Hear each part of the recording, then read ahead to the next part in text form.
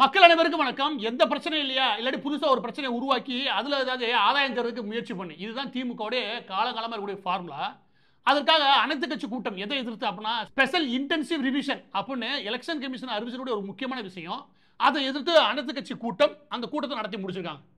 எனக்கு ஒரு விஷயம் தெளிவா சொல்ல முடியும். என்ன அப்படின்னா, இந்த அனைத்து கட்சி கூட்டத்தில் கலந்துக்கிட்ட யாருமே எலெக்ஷன் கமிஷன் அறிவிச்ச அந்த நோட்டிபிகேஷனையோ அந்த டிராஃப்டையோ படிக்காம கண்மூடித்தனமா உட்காந்து பேசியிருக்கான்னு தெரியும். அந்த நோட்டிபிகேஷனை படிக்காம கூட வந்து உட்காந்து திமுகவுக்கு வாயை விட்டு படைச்சிருக்காங்க.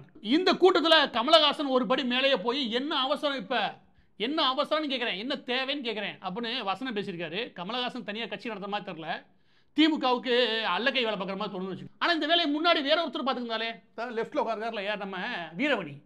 நான் என்ன கேட்குறேன்னா, வீரமணி என்ன கட்சி நடத்துறாரு, அந்த அளவுக்கு லெஃப்ட்ல உட்கார வச்சிருக்கீங்க. ஏன்னா திமுகவுக்கு ஊதுகுழல ஏதாவது தேவை, கமலஹாசன் அந்த இடத்த நிரப்பிட்டாரு, ஸோ சும்மாவா அந்த உட்கார வைப்போம் அப்படின்னு திக வீரமணி கொண்டு உட்கார வச்சிருக்காங்க. இப்போ இந்த கூட்டத்தில் கமலஹாசன், அதாவது திமுகவுடைய கூட்டணி கட்சிகளுடைய எல்லா கட்சியும் என்னென்ன கேள்விகள் எழுப்புனாங்க, என்னென்ன சந்தேகங்கள் எழுப்புனாங்க, எதை வச்சு இதை எதிர்க்கிறாங்க அப்படின்றதுக்கு நான் மொத்தமாக பதில் சொல்லிடுறேன். மக்களால் கொஞ்சம் பொறுமையாக கேளுங்க, விஷயம் புரிஞ்சிடும். முதலாவது இந்த ஸ்பெஷல் இன்டென்சிவ் ரிவிஷன் இருக்கு இல்லையா, இந்த எஸ்ஐஆர்ன்றது எதுக்கு தேவை அப்படின்னா, இங்கே ஓட்டர் லிஸ்ட்னு ஒன்று இருக்கு இல்லையா, அதாவது வாக்காளர் பட்டியல்னு ஒன்று இருக்கு இல்லையா, இந்த வாக்காளர் பட்டியலில் இறந்தவர்களுடைய பேரை நீக்காமல் இருக்குது. ஒரே ஆளுக்கு 5 ஊரில் 4 ஊரில் 3 ஊரில் 2 தெருவில் இப்படிலாம் ஓட்டர் லிஸ்ட்டில் லிஸ்ட் ஆகிருக்கும். நிறையா பேருக்கு இது இருக்கும். எனக்கு தெரிஞ்சு எனக்கே நான் முன்னாடியே சொல்லியிருக்கேன், எனக்கே 2 இடத்துல உண்டு, நானே நீக்கியிருக்கேன், திரும்ப ஒரு இடத்துல பதிவாகும். இது எப்படி ஆகும் அப்படின்னா, பொதுவாக அந்த வீடு மாறுறாங்க இல்லையா, இல்லை ஊர் மாறுறாங்களே, இவங்களுக்கு ஏற்கனவே அந்த ஊரில் ஒரு ஓட்டர் ஐடி இருக்கும், அதோட சேர்த்து இவங்க ஊர் மாறி திரும்ப அப்ளிகேஷன் போட்டிருப்பாங்களே, அங்கே ஒரு ரிஜிஸ்டர் ஆகிக்கிறோம். இவங்க தான் பண்ணியிருப்பாங்க, அதை நீக்க சொல்லி கேட்க மாட்டாங்க, புதுசாக ஆட் பண்ணியிருப்பாங்க. இதனால என்ன ஆயிடுச்சு அப்படின்னா, கடந்த 10-15 வருஷங்களில் இந்த ஓட்டர் ஐடி இருக்குல்ல, இதில் மல்டிபிள் என்ட்ரி, நிறைய பேருக்கு டூப்ளிகேட் என்ட்ரி, அதாவது ஒருத்தரே பல இடங்களில் அவருடைய பேர் ரிஜிஸ்டர் ஆயிருக்கு. இதை நீக்கணும், இதை மெயின் பிரச்சனையே. ரெண்டாவதுனா இறந்தவர்கள் ஒருத்தர் இருப்பாங்க, அவங்கள சொல்லி நீக்கிறது கிடையாது. மூன்றாவது என்ன அப்படின்னா, இந்த அரசியல் கட்சிகள் ஒன்று கூட சொல்லும். என்ன அப்படின்னா, எங்கள் தொகுதி பக்கம் இவ்வளோ பேரை நீக்கிட்டாங்க. இந்த ஸ்டேட் எலெக்ஷன் கமிஷன் கீழே அந்தந்த மாநில அரசு, இங்கே திமுக இருக்குன்னு வச்சுக்கோங்க, ஆளுங்கட்சியா எங்கே பவரில் இருக்கோ அங்கே ஒரு 10-20 ஓட்டை காலி பண்ணுறது. இவங்க எல்லா பேருக்குமே ஒரு தெருவிலையும் எவன் யார் யாருக்கு ஓட்டு போடுறாங்கன்னு தெரியும். யார் இதெல்லாம் பெரிய கட்சிகள் பல ஆண்டுகளாக இதை பார்க்குறாங்க. எனவே இந்த குடும்பம் யாருக்கு ஓட்டு போடும், இந்த குடும்பம் யாருக்கு ஓட்டு போடாது, இவங்களுக்கு காசு கொடுத்தா நமக்கு மாறும், இந்த கணக்கு முதல்ல அவங்களுக்கு தெரியும். எனவே இந்த எலெக்ஷன் நெருங்கும் போது இந்த வாக்காளர் பட்டியலிருந்து நீக்கப்படுறாங்களே பேர், இது அதிகமாக நடக்கிறது உண்டு. இது அரசியல் கட்சிகள் செய்யக்கூடிய, ஆளும் கட்சிகள் செய்யக்கூடிய தந்திரமாகவும் இருக்குது. எனவே இது எல்லாத்துக்கும் ஒட்டுமொத்தமாக முடிவு கட்டும் அப்படின்னு எலெக்ஷன் கமிஷன் என்ன பண்ணுறாங்க அப்படின்னா, இன்னைக்கு நேற்று கிடையாது, இதுக்கு ஒரு டிராஃப்ட் ஒன்று ரெடி பண்ணுறாங்க. எலெக்ஷன் கமிஷன் கொடுக்கக்கூடிய அந்த வாக்காளர் அட்டை ஒன்று இல்லையா, அதுக்கு ஒரு ஸ்டாண்டர்ட் வேணும். அதில் இந்த மாதிரியான குழப்பங்கள் இருக்கக்கூடாது, குளறுபடிகள் இருக்கக்கூடாது, தெளிவாக உருவாக்கணும். இதான் எலெக்ஷன் கமிஷன் முடிவு பண்ணுது. இது 15 வருஷத்துக்கு மேலே இருக்குது, இது எல்லாருக்குமே தெரியும். கடை நிறைய பேருக்கு மல்டி என்ட்ரி கண்டிப்பாக இருக்கும். இப்படியான நிலைமையில் எலெக்ஷன் கமிஷன் கடந்த 2 வருடங்களுக்கு மேலாக ஒரு டிராஃப்ட் ரெடி பண்ணி இது எப்படி சரி செய்யணும் அப்படின்னு ரெடி பண்ணி அதை மக்கள் மத்தியில் வச்சு பொலிட்டிக்கல் பார்ட்டி, அதாவது அரசியல் கட்சிகளோட விவாதம் பண்ணி அதை நடைமுறைக்கு கொண்டு வரதுக்கு பீகார் எலெக்ஷனில் நடைமுறைக்கு கொண்டு வந்து செய்யாச்சு. அதை எதிர்த்து எல்லா வழக்குகளையும் பார்த்துட்டாங்க, எல்லாமே சரி முடிஞ்சு போச்சு. இப்போ 12 மாநிலங்களுக்கான அடுத்த கட்ட தேர்தல் ஒன்று இருக்குது, அதுக்கு நடைமுறைப்படுத்த போகிறாங்க. அதில் தான் தமிழ்நாடு வருது. இங்கே உட்காந்து கத்த ஆரம்பிச்சிட்டாங்க. எனவே முதலாவது என்ன அவசரம்னு கேட்குறாங்களே, அதுக்கு முதல் சொல்லிடுறேன், கமலஹாசன் அவர்களே எந்த அவசரமும் கிடையாது. இது வந்து 3 வருஷம் ஆகிப்போச்சு.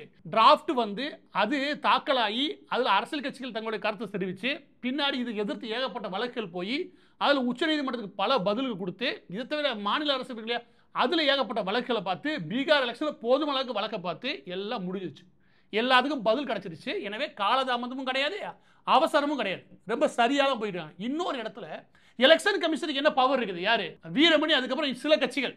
எலெக்ஷன் கமிஷனுக்கு எங்கே அந்த பவர் வந்துச்சுன்னு, எலெக்ஷன் கமிஷனுக்கு வேலையை எலெக்ஷன் நடத்துறதா. இதையே நான் சொல்கிறேன் அப்படின்னா, எலெக்ஷன் கமிஷனுக்கே பவர் இல்லை. அதில் தெளிவாக ஆர்டிகல் 324க்கு கீழே நாங்கள் என்ன பண்ண போகிறோம்னு சொல்லியிருக்காங்க. எலெக்ஷன் கமிஷனுக்கே இருக்கக்கூடிய மிக முக்கியமான பொறுப்பு என்ன அப்படின்னா, தேர்தலை நியாயமாக நேர்மையாக நடத்தி முடிக்கணும்.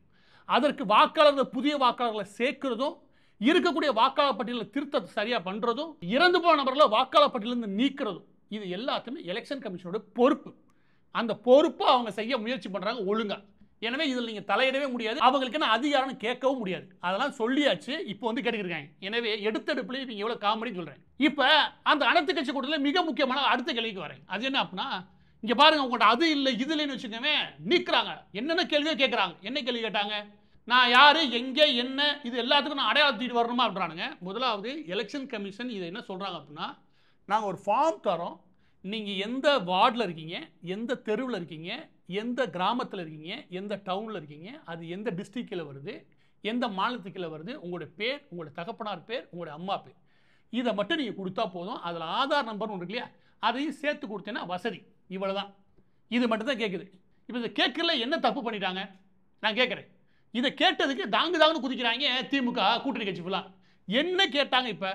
அதுக்கப்புறம் திமுக கூட்டணியில் கூட காங்கிரஸ் நினைக்கிறேன் அந்த கட்சிக்காரன் என்ன சொல்றேன்னா, அவங்க இந்த டாக்குமெண்ட் தாங்க, அந்த டாக்குமெண்ட் தாங்க, இந்த ஆதாரம் இல்லைன்னா நீக்கிடுவாங்க, அந்த ஆதாரம் இல்லைன்னா நீக்கிடுவாங்க, உங்களோட பேன் கார்டு இருக்கா, அது இருக்கா, ஏகப்பட்டது கேட்குறாங்க.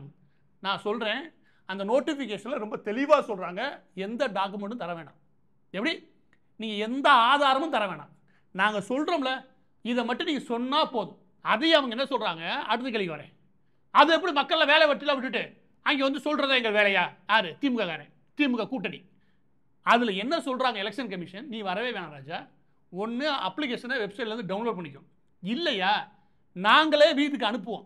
வீடு பூட்டி கிடந்துச்சுன்னா 3 தடவை அனுப்புவோம், நீ வெயிட் பண்ணு. அதான் H to H, house to house, எல்லா தடவை வீட்டுக்கு வீடு போய் செக் பண்ணுறதுக்கு நாங்கள் ஆள் அனுப்புகிறோம், நீ எதுக்கு கவலைப்படுற? எனவே இவங்க கேட்ட 4வது கேள்வி பொய். நம்ம எப்படி போக முடியும்? வேலை வெட்டி வீட்டில் இப்போ போக முடியுமா? அந்தந்த ஊரில் அந்தந்த நாடுகள் எல்லாம் தங்களோட கடமை செய்யறதுக்கு அவங்க முன் வராங்க. இவங்க வீட்டுக்கே வந்தாலும் செய்ய விட மாட்டாங்க. அப்படி என்ன நீ சொகுசா வாடுற? நான் கேட்குறேன். இதில் மக்கள் ரெடியாக தான் இருக்கான், இவன் எதுக்கு குழப்பறான்? நான் அதுக்குள்ளே வரேன். எனவே 4வது கேள்வி பொய். எலெக்ஷன் கமிஷனுக்கு அதிகாரம் இருக்குது, எந்த டாக்குமெண்ட் உங்களுக்கு கேட்கவே கிடையாது, நீங்கள் நேரடியாக வந்து சப்மிட் பண்ண சொல்லவும் கிடையாது, ஆன்லைன் மூலமும் வசதி இருக்குது, அதுக்கான ஆஃபீஸர்ஸை உங்கள் வீட்டுக்கே அனுப்புகிறாங்க. முடிச்சா? அதுக்கப்புறம் 5வது கேள்வி, இது என்ன அப்படின்னா, இது தன்னிச்சையான முடிவு, அந்த முடிவு இந்த முடிவு கத்துறானுங்க. எதுல? அந்த அனைத்து கட்சி கூட்டத்தில் எலெக்ஷன் கமிஷன் தன்னிச்சையாக செயல்படுது. அவங்க கூப்பிட்டு வச்சு எல்லா கட்சிக்கும் சொல்லியாச்சு. இது வரைக்கும் எனக்கு தெரிஞ்சு எந்த தேர்தலையும் சந்திக்காத தமிழக வெற்றி கழகத்துக்கு போகணும்னு சொல்லிட்டாங்க. எல்லாரும் வாங்க, பதிவு பண்ண எல்லாரும் வந்து உட்காருங்க, எல்லா பேருக்கும் சொல்லியாச்சு. என்னன்னு சொல்றாங்கன்னு கேளுங்க. என்ன சொல்றாங்க அப்படின்னா, நாங்கள் எல்லா பேரும் பிஎல்ஓ பூத் லெவலில் ஆஃபீஸர்ஸை போடுவோம். பூத் லெவலில் 60,000 ஆஃபீஸர்ஸை போடுறாங்க எலெக்ஷன் கமிஷன். அந்த பூத் லெவலோட ஆஃபீஸர்ஸ் அவங்க கீழே கூட எம்ப்ளாய் எடுத்துக்கிட்டு ஒவ்வொரு வீட்டுக்கு போகணும். இதுதான் பிளான். அப்படி பூத் லெவலில் நாங்கள் ஆஃபீஸர் போகிறதுக்கு திட்டமிட்டுருக்கோம். அந்த ஆஃபீஸர்ஸோட எல்லா பட்டியலும் உங்கள்கிட்ட கொடுக்குறோம். நீங்கள் பூத் லெவலில் ஒரு ஏஜென்ட் வச்சுருந்தீங்கன்னா, அதாவது எடுத்துக்காட்டுக்கு ஏதோ ஒரு கமுதி பக்கத்தில் ஏதோ ஒரு வில்லேஜில் அந்த பகுதியில் எதுன்னு வச்சுக்கோங்க, அங்கே டிஎம்கே ஏடிஎம்கே யாரோ ஒருத்தங்க இருப்பாங்க, அவங்க பூத் ஏஜென்ட்னு ஒன்று கண்டிப்பாக வச்சுருப்பாங்க. அந்த பூத்தில் உட்காந்து பூத் ஸ்லிப் கொடுத்துருப்பாங்கல்ல, அவங்க தான் வச்சுக்கோங்க. எங்கள் பூத்தில் உள்ள ஆஃபீஸர்ஸை உங்கள் ஏஜென்ட்டை கலெக்ட் பண்ணிக்கும். உங்களுக்கு ஒருவேளை இந்த இடத்துல ஒரு வாக்காளரை தவறாக நீக்கிட்டீங்க, இல்லாட்டி சேர்த்துட்டீங்க, எப்படியா ஒரு குறை இருந்துச்சுன்னா நீங்கள் உடனுக்குடனே தெரிவிங்க. உடனே நீங்கள் சொல்ல முடியும். ஒன்ஸ் ரெடி ஆனதுமே நீங்கள் வெரிஃபிகேஷனுக்கு போக முடியும். இதுக்கு மேலே என்ன செய்ய முடியும் எலெக்ஷன் கமிஷன் சொல்லுங்கள்? எல்லா அரசியல் கட்சிக்கும் சொல்லவும் செஞ்சாச்சு. ஏஜென்ட் அங்கே வா, யாரை தப்பாக நீக்கினான்னு சொல்லு, அப்போவே சொல்லு. இல்லை யாரை சேர்க்க மறந்துட்டாங்கன்னு சொல்லு, இல்லாட்டி சேர்க்காம விட்டது யாருன்னு சொல்லு, இல்லை யார் நீக்கப்பட்ட எல்லாத்தையும் சொல்லுடா. நீ ஏஜென்ட் வச்சிருக்கல, அவங்களே அனுப்பிவிட்டாச்சு. அதுக்கப்புறம் நீ அரசியல் பண்ணுற, அப்போ சும்மா ஏதாவது உருட்டுவோம் அதானே. எனவே BLO booth level officers, booth level agent இங்கே அரசியல் கட்சிகளும் சேர்ந்தே தான் வேலை பாருங்க அப்படின்றாங்க. அதுக்கு முழு அனுமதி கொடுக்குறாங்க. அதோடைய ஒட்டுமொத்த நோட்டிஃபிகேஷன் 12வது பக்கத்தில் அவங்க தெளிவுபடுத்துறாங்க. எலெக்ஷன் கமிஷன் எப்படி அரசியல் கட்சியோட சேர்ந்து இதில் வேலை பார்க்க விரும்புது அதுதான் அவங்க தெளிவுபடுத்திருக்காங்க. என்னமோ தன்னிச்சையாக போக சொல்கிறாங்க. இது இன்னொரு பொய். இதில் ஒருவேளை அந்த பூத் லெவல் ஆஃபீஸருக்கு ஏதாவது அரசியல் கட்சியோட தொடர்பு இருந்து ஏதாவது கோக்குமாக்க வேலை பார்த்துட்டாருன்னா இவங்க புதுசாக யோசிக்கிறாங்க. அதுக்கு தான் அவங்க சொல்கிறாங்க, முதல்ல இந்த ஸ்ட்ரக்சரை புரிஞ்சுக்கோங்க. எலெக்ஷன் கமிஷன் தெளிவாக சொல்லுது, இந்த ஸ்ட்ரக்சரை புரிஞ்சுக்கோங்க. கீழே தான் பூத் லெவல் ஆஃபீஸர் ஒருத்தர், அவர் டேட்டாவை வாங்குறது தான் அவர் வேலை. பூத் லெவல் ஆஃபீஸர் அவர் மேலே கொண்டு வந்து இஆர்ஓட்ட கொடுப்பாரு, எலக்ட்ரல் ரிஜிஸ்ட்ரேஷன் ஆஃபீஸர்கிட்ட கொடுப்பாரு, அவர் அதெல்லாம் ரிவ்யூ பார்ப்பார். இந்த 2 இடத்துலையுமே உங்கள் ஏஜென்ட்டில் ஆரம்பித்து உங்கள் அரசியல் கட்சிகள் யார் வேணாலும் வந்து பார்த்துட்டு அங்கே குறைகளை சொல்லலாம்.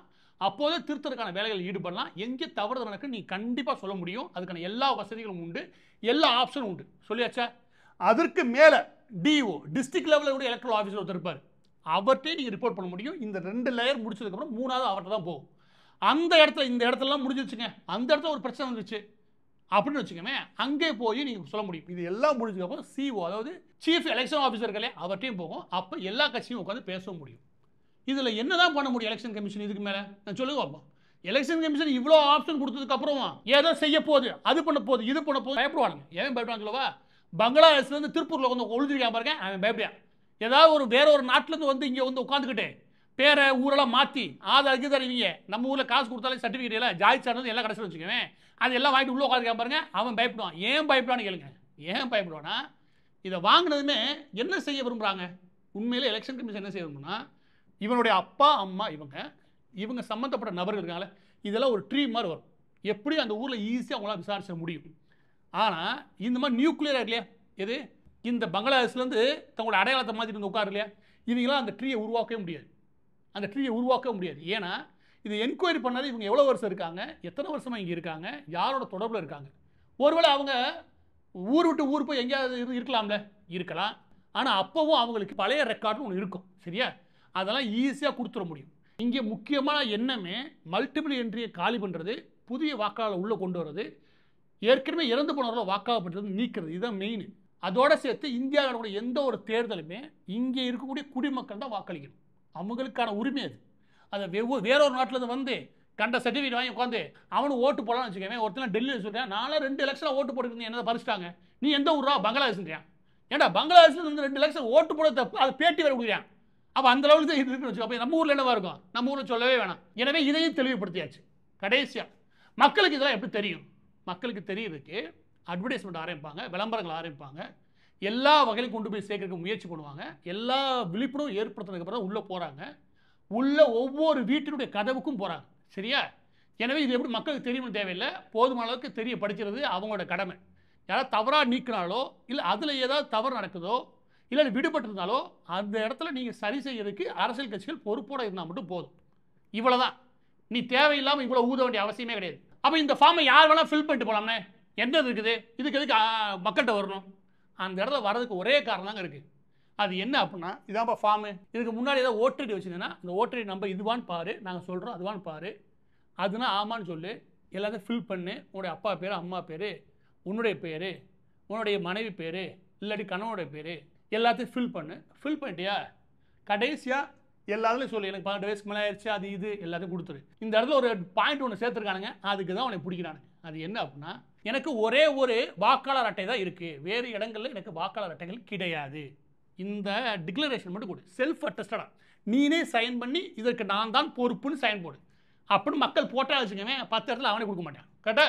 அவனே நீக்கிடுவான். அதுக்கு மேலே சில கேசஸ் வேணா இருக்கும், அதை எப்படி நீக்குன்றதுக்கு அடுத்த லெவல். இந்த இடத்துல அவனையே சைன் பண்ணி வாங்குறாங்க பாருங்க. இவ்வளோ தான்.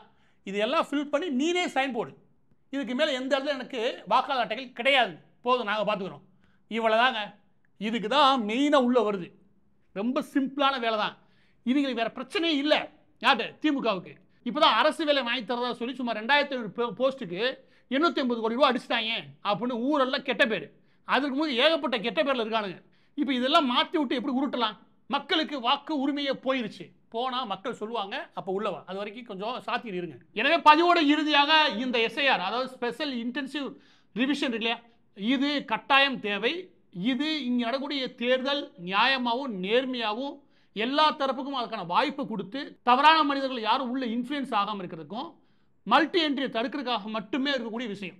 இது தேர்தல் சரியாக நடத்துறதுக்கான முயற்சி. இதுக்காக நிச்சயமாக போதுமான ட்ரைனிங் கொடுத்து முடிச்சிட்டாங்க. ஆஃபீஸஸ் எல்லாம் ரெடி. இதில் பல கோடிகள் செலவு பண்ணி எலெக்ஷன் கமிஷன் செய்யறதுக்கு ஒரே காரணம் இந்த மாதிரி மொத்தமாக குழப்பத்தில் இருக்குது. இந்த எலெக்ஷன் கமிஷன் கொடுக்கக்கூடிய வாக்காளர் அட்டையுடைய நிலைமை இருக்குல்ல, இதை ஒரு தெளிவுக்கு கொண்டு வர வேண்டியது அவசியம்.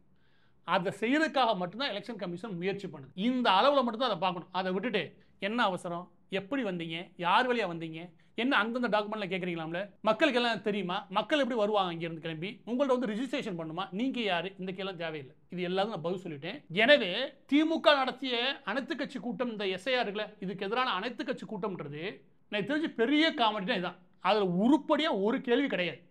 அந்த கேள்வி கேட்டவன் எல்லா ராஸ்கல்ஸ் இந்த நோட்டிஃபிகேஷனை எலெக்ஷன் கமிஷன் கொடுத்த நோட்டிஃபிகேஷன் என்னானே படிக்காம வந்து உட்காந்துருக்காங்க. வீரமணிக்கு இது எனக்கு நடக்குன்னே தெரியல பாவம்.